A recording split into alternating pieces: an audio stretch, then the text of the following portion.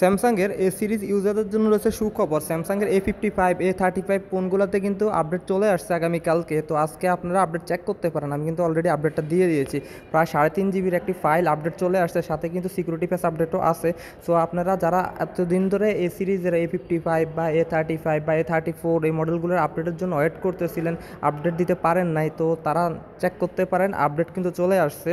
আর আপডেটে এখন পর্যন্ত আমি কোনো সমস্যা পাই নাই, তবে অনেক কিছু ইমপ্রুভ হয়েছে, আবার টুকটাক কিছু বাগও আছে যেগুলো সিকিউরিটি প্যাচ আপডেটে দেখা যায় যে সলভ করে দেওয়া হবে। সো এগুলো নিয়ে টেনশন করার কিছু নেই, মেজর কোনো বাগ আমি এখন পর্যন্ত পাই নাই। সো আপনারা আপডেট দিতে পারেন অনায়াসে।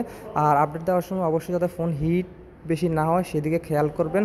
আর আপডেট দেওয়ার সময় কোনো সময় ফোন চার্জে কানেক্ট রাখে বা চার্জ দেওয়া অবস্থায় ফোন আপডেট করবেন না, এতে করে ফোন প্রচুর পরিমাণে হিট হয়। আর আপডেট দেওয়ার আগে অবশ্যই চেষ্টা করবেন ফোনের চার্জ যাতে 60 বা 70%-এর উপরে থাকে, কারণ আপডেটে কিন্তু প্রচুর পরিমাণে চার্জ ড্রেইন হয়। আর আপডেট দেওয়ার পরে অবশ্যই ফোনটা একবার রিসেট করে নেবেন যাতে কোনো ইস্যু না থাকে।